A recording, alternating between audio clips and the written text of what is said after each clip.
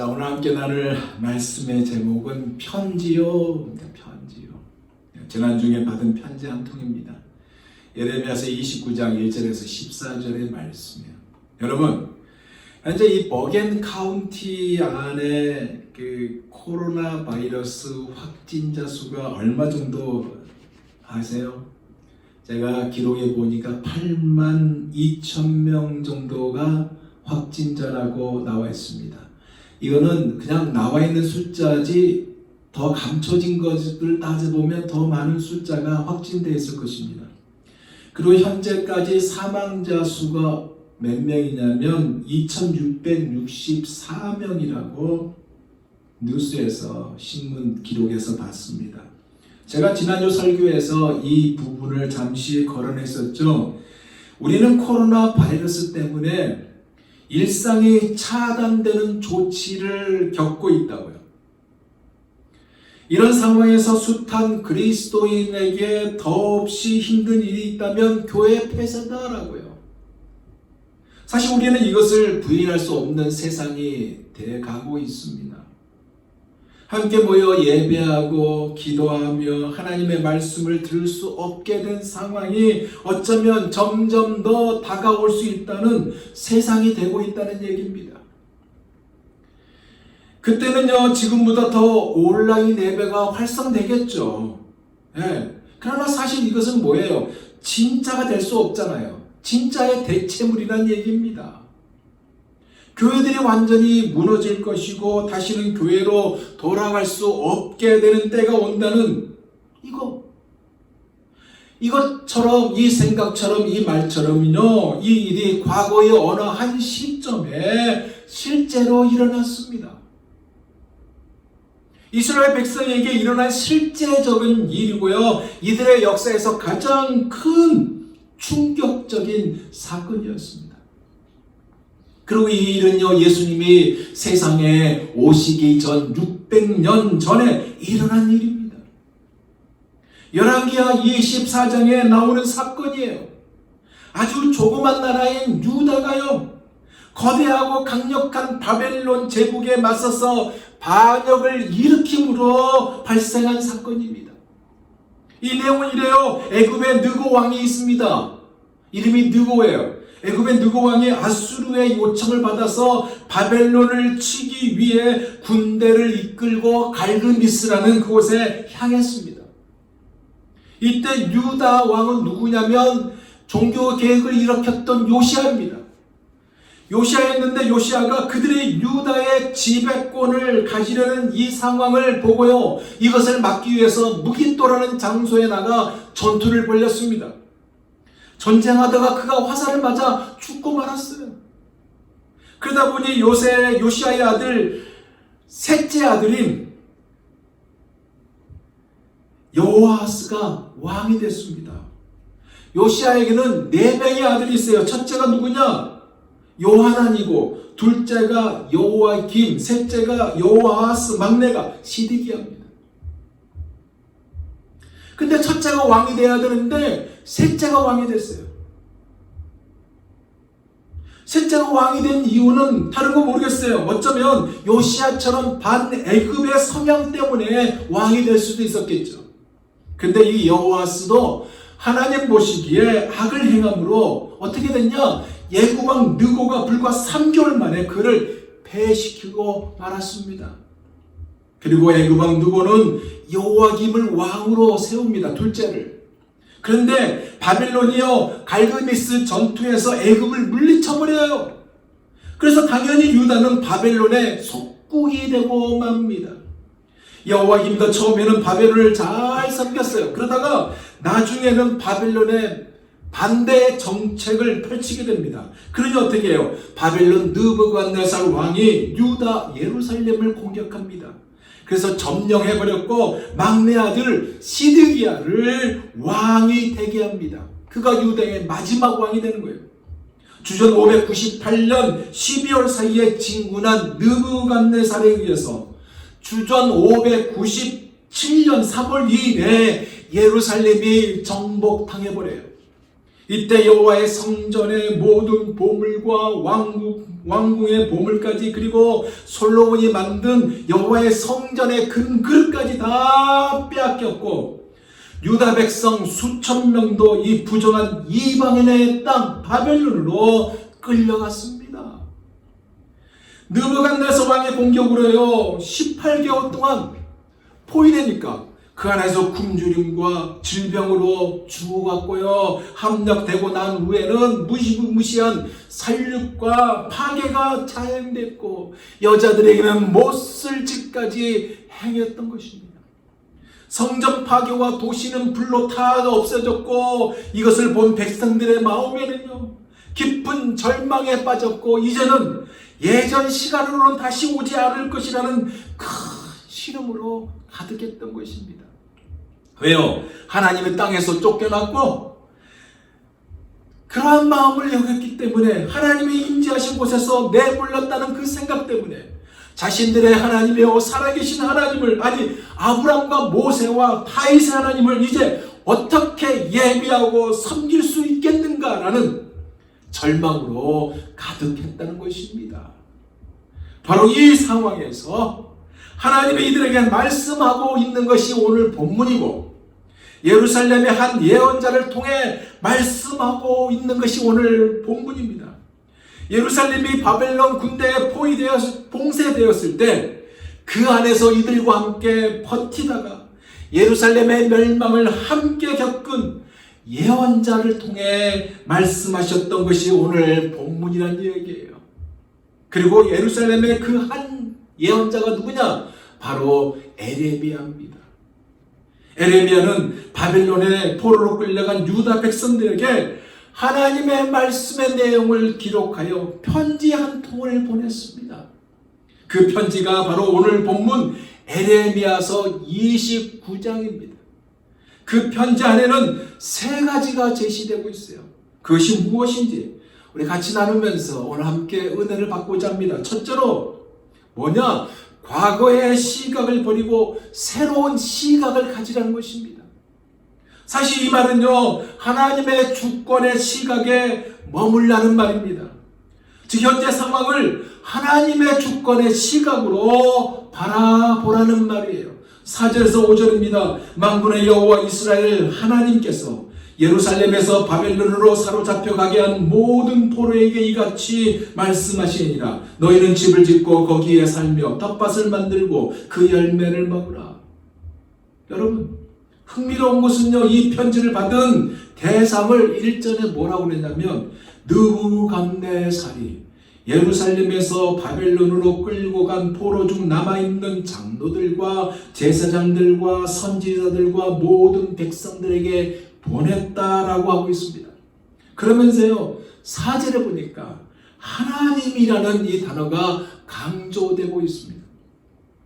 하나님이 예루살렘에서 바벨론으로 사로잡혀 가게 한 모든 포로라고 기록하고 있다는 얘기예요. 무슨 얘기냐면 하나님 당신이요 백성들을 바벨론의 포로로 끌려가게 한 주체라는 얘기입니다. 그리고 느부갓네살 왕도 주체가 되어 남아있는 장로들과 제사장들과 서기관들과 모든 백성들에게 이 내용을, 이 편지를 알고 있다는 것입니다. 외형상으로나 일반적인 역사의 관점에서 볼 때 바벨론 군대예요. 그렇지만 그 배후에는 하나님이 계신다는 것입니다.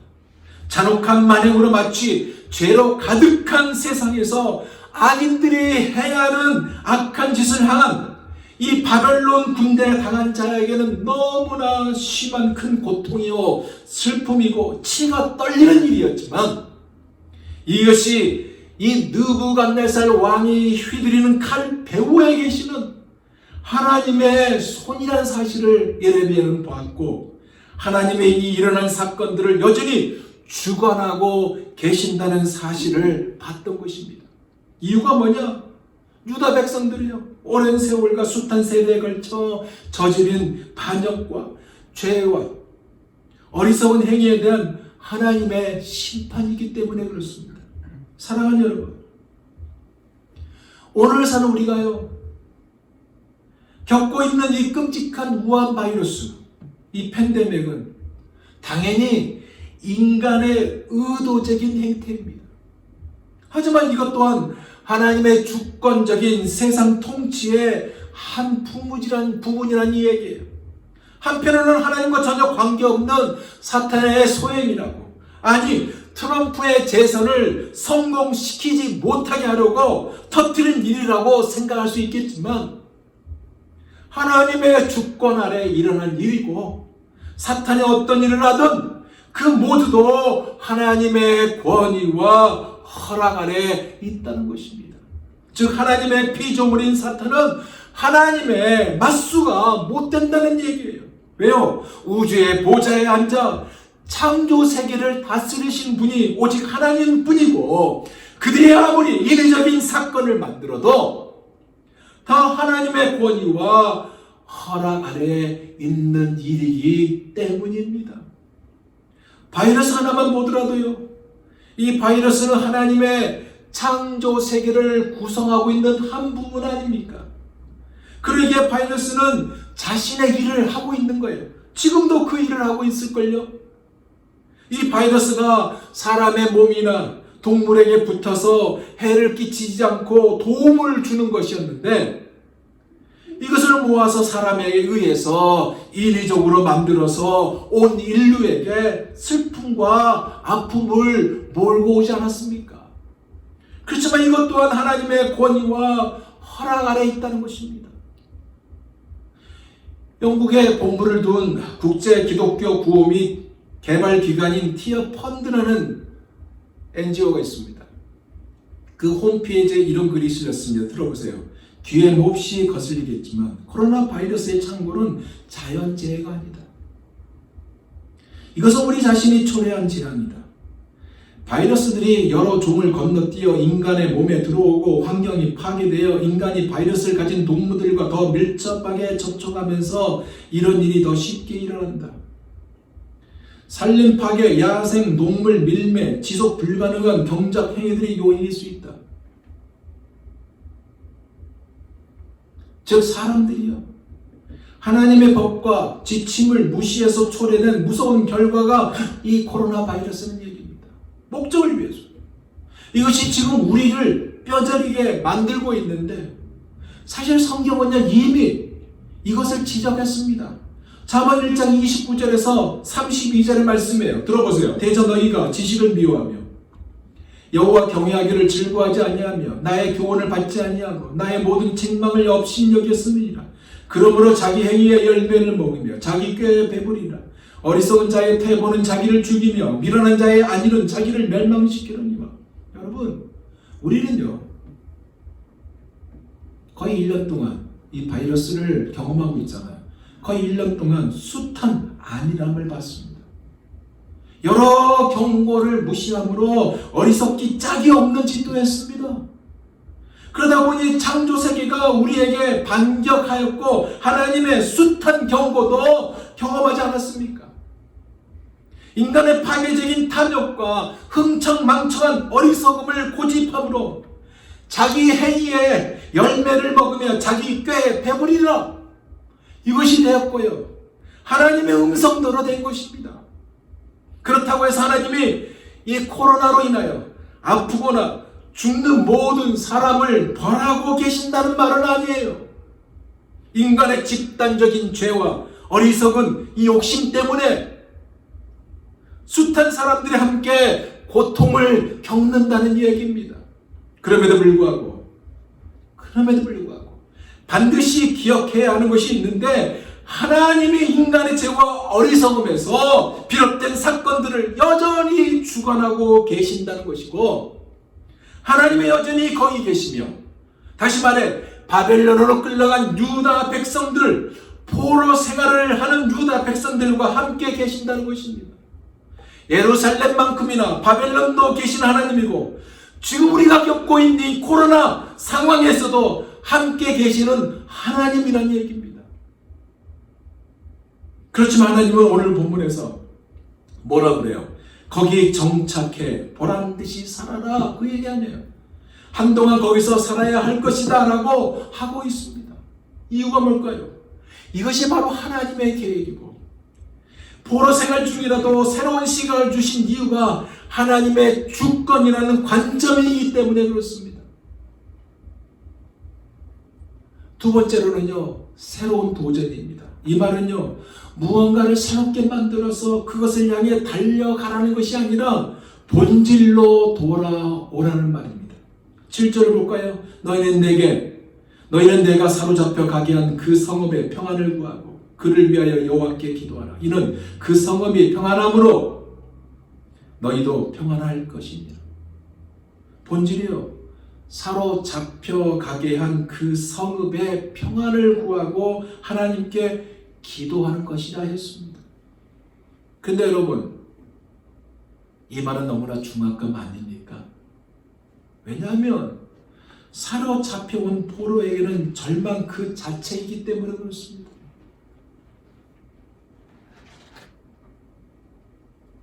근데 하나님은 그들에게 뭐라고 해요? 내가 사로잡혀가게 한 내가, 주체가 하나님입니다. 그 성읍의 평안을 구하고 그를 위하여 여호와께 기도하라. 이는 그 성읍이 평안함으로 너희도 평안할 것입니다 라고 하고 있습니다. 이치에 맞지 않는 것처럼 보이지 않나요? 안 그래요? 그럼 왜 하나님은 이 말씀을 하고 있는 것일까요? 포로들의 반응은 전혀 생각하지 않은 채 이 말을 하고 있는 것입니다. 어떻게 보면 뭔가 착오가 있어서 그랬을까요? 바벨론 당국이 검열해서 해서 그들의 입맛에 맞게 편집한 내용이기에 그랬을까요? 아니면 마치 요즘 중공이 인터넷과 뉴스를 다 검열하여 자기들의 입맛에 바꾸는 것처럼 그렇게 한 것일까요? 사랑하는 여러분, 솔직히 포로로 잡혀간 이스라엘 백성, 아니 그 백성들을 포로로 보냈던 이스라엘 백성들이 정말로 듣고 싶은 답이 뭐겠습니까? 시편 137편 8절에서 9절 말씀이에요. 이것이 그들이 듣고 싶은 말이거든요. 들어보세요. 멸망할 딸 바벨론아, 멸망할 딸 바벨론아, 아, 내가 우리에게 행한 대로 내게 갚는 자가 복이 있으리로다. 내 어린 것들을 바위에 메어치는 자는 복이 있으리로다. 하나님이 복수해 준 거, 이거 듣고 싶은 거거든요. 그들이 듣기 원하는 답이 복수라는 것이에요. 예루살렘을 멸할 때 아이들에게 했듯이 똑같이 눈에는 눈, 이에는 이, 이겁니다. 근데 하나님은 그것이 아니라 본질을 다시 꺼내고 있어요. 그러면 이 본질이 무엇일까요? 이 본질은요, 하나님이 이스라엘을 부르신 이유입니다. 너희는 하나님의 백성이란다, 이거예요. 아브라함의 백성이고 내가 너희를 애굽에서 불러 큰 민족을 이루게 한 이유가 있는데, 그것은 바로 민족들에게 복이 되게 하기 위해서다. 이것은 너희만을 위한 것이 아니라 모든 열방들에게 복이 되는 것이다. 이것이 너희의 임무이고 너희의 사명이다. 이것이 이제 너희가 있는 자리에서 시작해라. 이것을 위해 내가 너희를 이곳 바벨론 이들 가운데 두었다. 너희는 이들의 평안을 구하라. 이거예요. 근데 과연 이 명령에 순종이 가능할까요? 당연히 하나님, 저들은 우리의 원수 아닙니까? 라고 반박 아닐까요? 그럼에도 하나님은 뭐라고 그래요? So what? 그래서 무엇이 중요한디? 그거에 무엇이 중요한디? 나는 너희가 복이 되어야 한다고 했는데 너희가 좋아하는 민족들에게만, 네가 좋아하는 백성들에게만, 네가 좋아하는 사람에게만 복이 되라는 거냐? 누구나 다 복이 되라고 해야 하는 것이 너를 불렀는데 네가 좋아하는 민족에만 복이 되라는 거냐? 아니다. 왜? 너는 내 입맛에만 맞는 것을 찾니? 나는 너희가 모든 민족에게 복이 되라고 했다. 그러니 그들의 평안을 구하고 선한 일을 하며 그들을 축복하라. 여러분, 마태복음 5장 44절에요. 예수님이 제자들에게 이렇게 말합니다. 너희 원수를 사랑하며 너희를 박해하는 자를 위하여 기도하라. 생각해 보세요. 어떻게 원수인데 그 원수까지 사랑할 수 있을까요? 여러분을 핍박했는데, 여러분의 공동체까지 파괴해버렸는데 그들을 위해서 어떻게 기도할 수 있을까요? 안 되죠. 용서도 안 되고요. 분노로 가득해서 어떻게 그들을 이해할 수 있겠습니까? 불가능해요. 그런데 하나님은 이것을 요구하고 있거든요. 왜 요구하고 있는 것일까요? 그래, 인간의 힘과 인간의 의지와 인간의 노력으로는 불가능하지만, 그러나 나의 통치, 즉 하나님의 통치를 받으면 된다는 것입니다. 그래, 너희가 누구냐? 나의 백성 아니니? 너와 나의 관계가 바르게 회복된다면, 너와 나의 관계가 바르게 회복된다면 나의 통치를 받게 되는 것이고, 그렇게 되면 너를 핍박하는 원수를 사랑하게 되며 그를 위해서 진심으로 기도하게 될 것이다. 이겁니다. 이것은요, 결국 뭐냐? 바벨론에 거주하는 그 포로 생활하는 이 포로민에게 하나님의 백성이 과연 누구인지를 기억하는 것입니다. 이방 민족 한가운데서 하나님의 백성이란 정체성을, 아이덴티티를 기억하는 것이에요. 하나님의 나라를 위해 살도록 부름을 받은 하나님의 백성이라는 것을 놓지 않는 것입니다. 사랑하는 여러분, 우리가 누굽니까? 그리스도를 따르는 하나님의 자녀잖아요.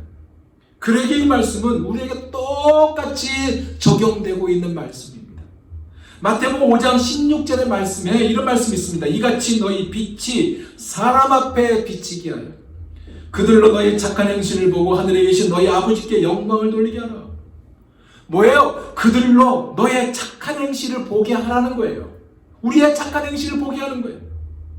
말로만이 아니라 여러분의 사는 모습을 그들이 보면서 우리가 믿는 하나님, 여러분이 믿고 섬기는 하나님께 그들을 끌리도록 하라는 말씀입니다. 생각해 보세요. 어느 유다 백성들이